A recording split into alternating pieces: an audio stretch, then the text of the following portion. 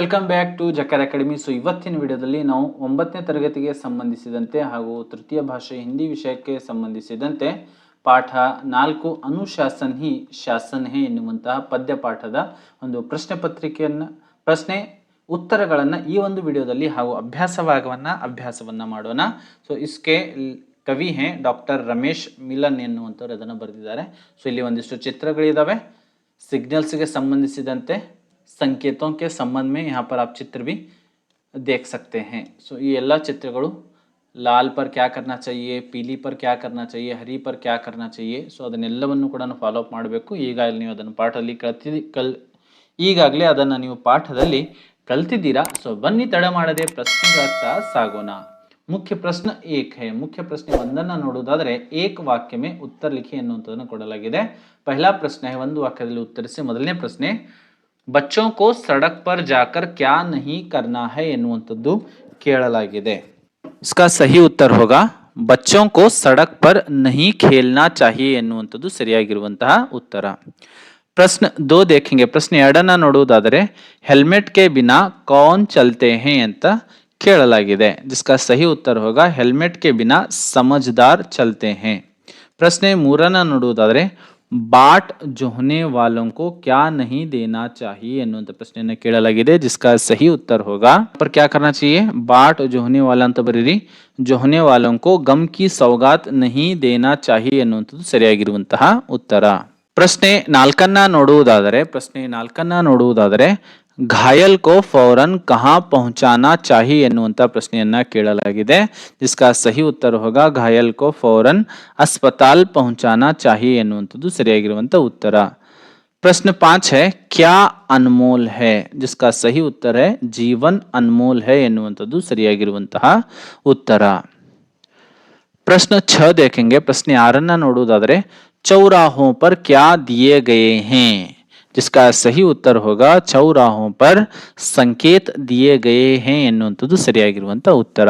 ಇನ್ನು ಮುಖ್ಯ ಪ್ರಶ್ನೆ 2 ನೋಡುವುದಾದರೆ 2-3 ವಾಕ್यों में उत्तर लिखी ಎನ್ನುವಂತದ್ದನ್ನು ಕೇಳಲಾಗಿದೆ. जिसका अंदर पहला प्रश्न ಅದರಲ್ಲಿ ಮೊದಲನೇ ಪ್ರಶ್ನೆ चौराहों पर दिए गए संकेतों को विस्तार से बताइए ಅಂತ ಕೊಡಲಾಗಿದೆ. जिसका सही उत्तर हम इस प्रकार से लिखेंगे. ಸರಿಯಾಗಿರುವಂತ ಉತ್ತರವನ್ನು ಈ ತರ ಬರೆಯಬಹುದು. हरी बत्ती के संकेत पर चलना चाहिए, लाल बत्ती के संकेत पर रुकना चाहिए और पीली बत्ती के संकेत पर सचेत रहना चाहिए ಅಂತ ಬರೀರಿ. ಅಥವಾ रहना चाहिए ಅಥವಾ रहना ಅಂದರೂ ಕೂಡ ಸರಿಯಾಗಿರುವಂತದ್ದು ಉತ್ತರ. प्रश्न 2 है. प्रश्न 2 ನೋಡುವುದಾದರೆ दुर्घटना से बचने के कोई 2 उपाय लिखिए. 2 ಉಪಾಯಗಳನ್ನ ಬರೀಬೇಕು. ಇಲ್ಲಿ 3 ಕೊಟ್ಟಿದ್ದೀನಿ, ಇದರಲ್ಲಿ ನೀವು ಯಾವ್ದಾದ್ರು 2 ಬರೀರಿ ಅಥವಾ ನಿಮಗೆ ಬಂದಿರುವಂತದ್ದು 2 ಉಪಾಯಗಳನ್ನ ಬರೀಬಹುದು. पहला उपाय है चौराहों पर दिए गए संकेतों का पालन करना चाहिए, हमेशा हेलमेट पहनना चाहिए. 2 ಬರೀರಿ. ಬೇಕಿದ್ರೆ ಇದನ್ನು ಕೂಡ ಒಂದು ಬರೀರಿ. यातायात के नियमों का पालन करना चाहिए ಅಂದ್ರೆ ಸಂಚಾರದ ನಿಯಮಗಳನ್ನ ಪಾಲಿಸಬೇಕು ಅಂತ. मुख्य प्रश्न 3 है अन्य वचन रूप लिखिए. अन्य वचन ಅಂದ್ರೆ ಏಕವಚನ ಇದ್ದರೆ ಬಹುವಚನ, ಬಹುವಚನ ಇದ್ದರೆ ಅದನ್ನ ಏಕವಚನ ರೂಪದಲ್ಲಿ ಬರಿಬೇಕು. ಸಡಕ್ ಸಡಕೆ ಬಹುವಚನ ಮಾಡ್ಬೇಕಂದ್ರೆ ಏಕಾರ ಅಂತವನ್ನು ಹಚ್ತೀವಿ, ಸಡಕೆ ಅಂತ ಬರಿಬಹುದು. ಸೈಕಲ್ ಸೈಕಲೆ, ಬಚ್ಚ ಬಚ್ಚೆ, ದುರ್ಘಟನಾಯೆ ಇದು ಒಂದು ಬಹುವಚನ ರೂಪವಿದೆ. ದುರ್ಘಟನಾ ಇದು ಒಂದು ದುರ್ಘಟನಾಯೆ ಬಹುವಚನ ರೂಪ. ಇದರ ಏಕವಚನ ರೂಪ ಏನಾಗ್ತದೆ ದುರ್ಘಟನಾ ಆಗ್ತದೆ. प्रश्न 5 हम देखेंगे चौराहे. यह भी एक ಬಹುವಚನ है. ಇದು ಕೂಡ ಒಂದು ಬಹುವಚನ. ಚೌರಾಹೆ ಎನ್ನುವಂಥದ್ದು ಬಹುವಚನವಾಗಿದೆ. ಚೌರಾಹ ಎನ್ನುವಂಥದ್ದು ಸರಿಯಾಗಿರುವಂತಹ ಏಕವಚನ ಶಬ್ದ. इसी प्रकार से छठा प्रश्न अगर हम देखेंगे 6ನೇ ಪ್ರಶ್ನೆ ನೋಡುವುದಾದರೆ ಸಿದ್ಧಾಂತ ಯಾವುದೇ ಬದಲಾವಣೆ ಆಗೋದಿಲ್ಲ. ಸಿದ್ಧಾಂತ ಆಗಿನೇ ಯಾವತ್ತಿಗೂ ಕೂಡ ಸಿದ್ಧಾಂತ ಆಗಿನೇ ಉಳಿತದೆ. प्रश्न 4 है उदाहरण के अनुसार लिखिए. ಉದಾಹರಣೆಯಲ್ಲಿ ಕೊಟ್ಟಿದ್ದಾರೆ.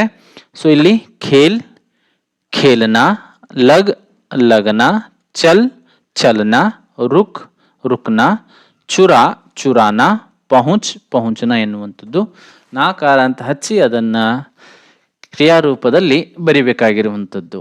ಇನ್ನು ಮುಖ್ಯ ಪ್ರಶ್ನೆ 5 ನೋಡುವುದಾದರೆ ಮುಖ್ಯ ಪ್ರಶ್ನೆ 5 ಏನು ಹೇಳಿದ್ದಾರೆ, ಸಡಕ್ ಪರ್ ಚಲತೆ ಸಮಯ ಸಬ್ಕೋ ಅನೇಕ ನಿಯಮೋं का पालन करना पड़ता है. ರಸ್ತೆ ಮೇಲೆ ನಡೆಯುವಾಗ ಹಲವಾರು ನಿಯಮಗಳನ್ನು ಪಾಲಿಸಬೇಕಾಗ್ತದೆ. इसी तरह के किन्हीं 5 ऐसे नियमों को लिखिए जिन्हें आप स्कूल में पालन करते हैं. ಇದೇ ತರನಾಗಿರ್ತಕ್ಕಂಥ 5 ನಿಯಮಗಳು ನಿಮ್ಮ ಶಾಲೆಯಲ್ಲಿ ನೀವು ಪಾಲಿಸಿರುವಂಥದ್ದು ಅದನ್ನು ಬರಿಬೇಕು. ಜೈಸೆ ಸಮಯ ಪರ್ ಸ್ಕೂಲ್ ಪਹੁಂಚನಾ, ಒಂದು ನಿಯಮವನ್ನು ಇಲ್ಲಿ ಉದಾಹರಣೆಗೆ ಕೊಟ್ಟಿದ್ದಾರೆ, ಸರಿಯಾದ ಸಮಯಕ್ಕೆ ಶಾಲೆಗೆ ಹೋಗುವುದು.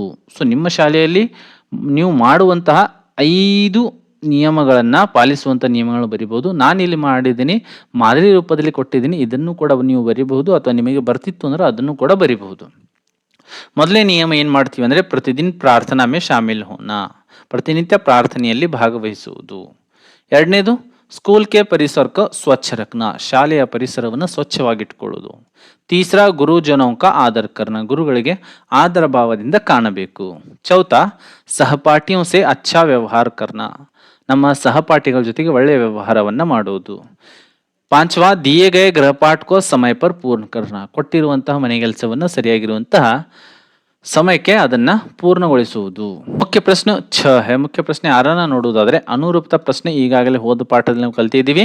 ಮೊದಲೆರಡು ಪದಗಳ ಸಂಬಂಧವನ್ನು ನೋಡಿಕೊಂಡು 3ನೇ ಪದಕ್ಕೆ ಸಂಬಂಧಿಸಿದಂತೆ 4ನೇ ಪದವನ್ನು ಬರಿಬೇಕಾಗಿರುವಂಥದ್ದು. ಮೊದಲನೇದು ನೋಡುವುದಾದರೆ ಚಲ್ತಿ ಬಸ್ ಮೇ ಚಡೋ ನಹಿ ತುಮ್ ಅಂತ ಕೊಟ್ಟಿದ್ದಾರೆ.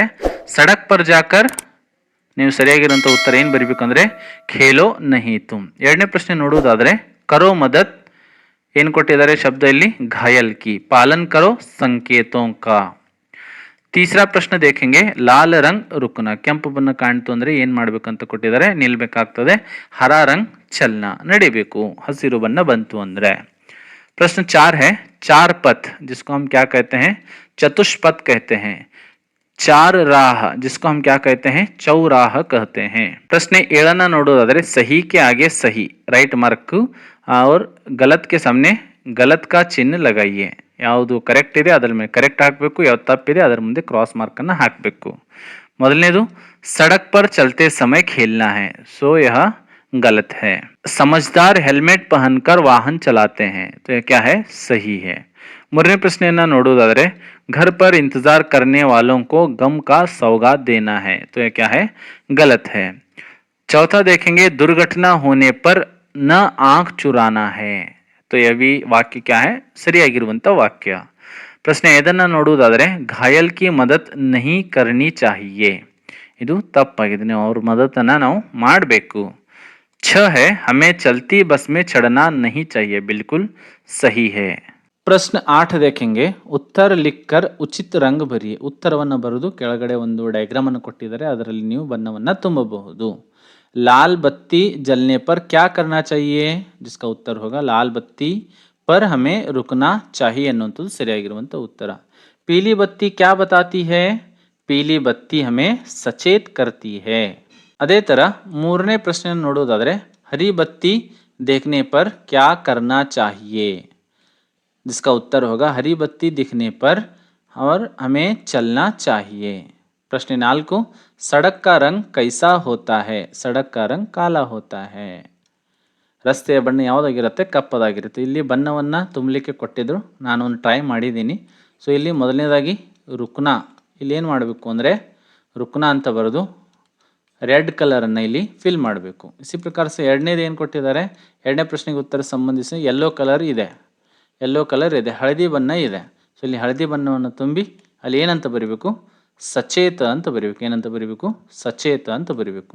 इसी प्रकार से तीसरा हमें यहाँ पर हरा रंग भरना है, ಹಸಿರು ಬಣ್ಣವನ್ನು ಗ್ರೀನ್ ಅನ್ನ ಇಲ್ಲಿ ನಾವು ತುಂಬಬೇಕು. ಹಾಗೂ ಇಲ್ಲಿ ಏನು ಬರೀಬೇಕು ಗ್ರೀನ್ ಬಣ್ಣ ಬತ್ತು ಅಂದರೆ ಚಲನ, ನಾವೇನು ಮಾಡ್ತೀವಿ ನಡೀತೀವಿ. इसी प्रकार से चौथा जो प्रश्न है सड़क से संबंधित है. 4ನೇ ಈ ಒಂದು ಪಾರ್ಟಲ್ಲಿ ನಾವು ಏನು ಮಾಡಬೇಕು ಅಂದರೆ ಬ್ಲ್ಯಾಕ್ ಕಲರನ್ನು ತುಂಬಬೇಕು, ಯಾಕಂದರೆ ರಸ್ತೆ ಕಪ್ಪು ಬಣ್ಣದಾಗಿರ್ತದೆ. तो वहाँ पर हमें क्या लिखना है सड़क ऐसा लिखना है. ಹೀಗೆ ಅದನ್ನು ನಾವು ಬರೆದು ಕಲರನ್ನು ಮಾಡಬಹುದು. ಅದೇ ತರಹ ಪ್ರಶ್ನೆ 9 ನೋಡುವುದಾದರೆ ನಾರೋं की ಸ್ಪರ್ಧಾ ಅಂತ ಕೊಟ್ಟಿದ್ದಾರೆ. ಉದ್ಘೋಷಗಳು ಉದಾಹರಣೆ ಕೂಡ ನಿಮ್ಮ ಪುಸ್ತಕದಲ್ಲಿ ಕೊಡಲಾಗಿದೆ. ಅಂತ 3 ಉದ್ಘೋಷಗಳನ್ನು ನೀವು ಬರೀರಿ ಅಂತ ಕೊಡಲಾಗಿದೆ. ನಾನು ಇಲ್ಲಿ ಮಾದರಿ ರೂಪದಲ್ಲಿ ಬರೆದಿದ್ದೀನಿ. ಇದನ್ನೇ ನೀವು ಕೂಡ ನಿಮ್ಮ ಫೇಸ್ಬುಕ್ಕಲ್ಲಿ ಬರಿಬಹುದು ಅಥವಾ ನಿಮಗೆ ಬಂತು ಅಂದರೆ ನೀವು ಅದನ್ನು ಬೇರೆದನ್ನು ಕೂಡ ಬರಿಬಹುದು. ಪಹला है, जानता है देश का हर एक बच्चा, सबसे जरूरी है सड़क सुरक्षा. ಬಹಳಷ್ಟು ಚೆನ್ನಾಗಿರುವಂತಹ ಉದ್ಘೋಷವಾಗಿದೆ. ಎರಡನೇ ಉದ್ಘೋಷ ಏನಾಗಿದೆ? ನಾರಾ ಕ್ಯಾ ಹೈ? ವಾಹನ್ ನಿಯಂತ್ರಿತ ಗತಿ ಮೇ ಚಲಾಯೆ, ಜಿಮ್ಮೆದಾರ್ ನಾಗರಿಕ ಕಾ ಫರ್ಜ್ ನಿಭಾಯೆ. ಈ ತರನು ಕೂಡ ಬರೀಬಹುದು. ಮೂರನೇದಾಗಿ ಆಪ್ಕಾ ಭವಿಷ್ಯ ಆಪ್ಕೆ ಹಾತ್, ಹೆಲ್ಮೆಟ್ ಸದಾ ರಖೆ ಸಾತ್ ಎನ್ನುವಂಥದ್ದು ಕೂಡ ಉದ್ಘೋಷವನ್ನ ನಾರಾ ಅಂದ್ರೆ ಒಂದು ಉದ್ಘೋಷ. ಈ ತರ ನಾವು ಮಕ್ಕಳು ಏನ್ ಮಾಡ್ಬೋದು?